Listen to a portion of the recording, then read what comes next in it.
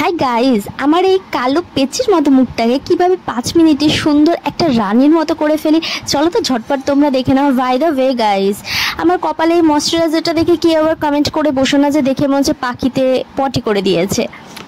ওটা কিন্তু ময়শ্চারাইজারই ছিল। হায় ভগবান, আমার সাথে কেন এটা হয়?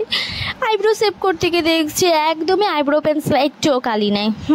আমি কিন্তু ছেড়ে কথা বলবো না, আমি কিন্তু তার জন্য থেমে থাকবো না। আমি আজকে সুন্দর একটা পরি হয়ে দেখাবই, আর সেই জন্য আমি আইব্রো পেন্সিলে কাজল না থাকা সত্ত্বেও আমি সেটাকে ঘষে ঘষে একদম সুন্দর করে আইব্রোটা কিন্তু শেপ করে নিয়েছি। এরপর কনসিলার দিতে গিয়ে দেখছি কনসিলারেরও সেই সেম অবস্থা, কিন্তু আমি তো থেমে থাকবো না, আমি তো আজকে একটা সুন্দর পরি হয়েই দেখাবো। সবসময় কালো পেঁচে থাকতে কি ভালো লাগে?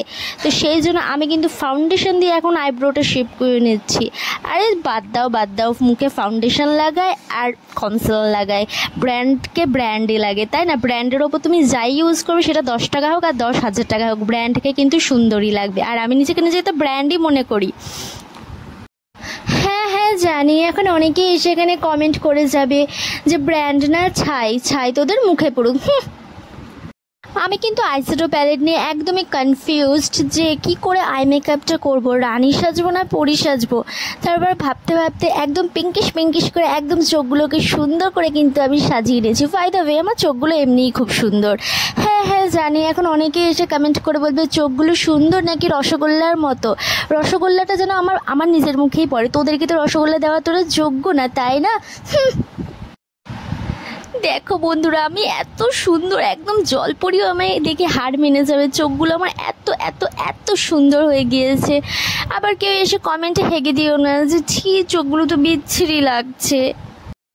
আমি রূপনগরের রাজকন্যা, রূপের জাদু এনেছি। মুখে প্রাইমার ঘষতে ঘষতে গানটা কেমন লাগলো? আমি তো আনন্দে এক্সাইটমেন্ট যে কতক্ষণে আমি একটু পরে 5 মিনিটের মধ্যে আমি একটা সুন্দর জলপরি অথবা রানী অথবা একটা সুন্দর পরি হয়ে উঠবো।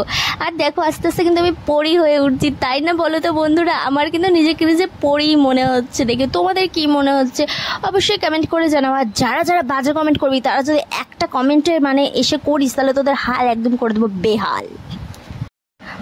হাইলাইটার তো লাগাতেই হবে, নইলে কিন্তু একদমই মুখটা চকচকে করবে না, তাই না? তার জন্য আমার কাছে থাকা 10 বছর পুরনো হাইলাইটারটা আমি আমার ফেসে অ্যাপ্লাই করে নিলাম। তারপর মনে পড়লো আরে যে আমার এই সুন্দর ঠোঁট দুটোকে তো সুন্দর করে পিঙ্কিশ করে সাজানোই হয়নি। তার জন্য আমি এখন সুন্দর করে পিঙ্কিশ করে আমার ঠোঁটগুলি সাজিয়ে নিচ্ছি। বাই দ্য ওয়ে, এটা কিন্তু পিঙ্ক কালার নয়, এটা কিন্তু চেরি রেড কালার।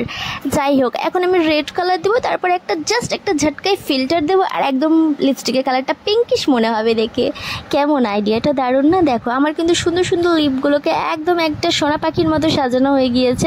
আর আমায় দেখে না আমার জন্য একদম টিয়া পাখির মতো লাগছে গাইস। কি বলবো, আমি নিজের প্রেমে নিজেই পড়ে যাচ্ছি, নিজেকে দেখে নিজে ক্রাশ খেয়ে যাচ্ছি। এইখানে কেমন জানি আমায় কালা লাগছিল। তারপর মনে পড়লো ওফ, আমার তো লাইটটা একদমই কমে গিয়েছে।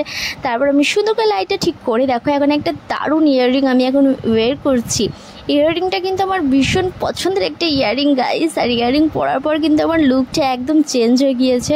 তারপর মনে পড়লো এই পোড়া কপালে একটা পোড়া টিপ পরলে কেমন লাগে।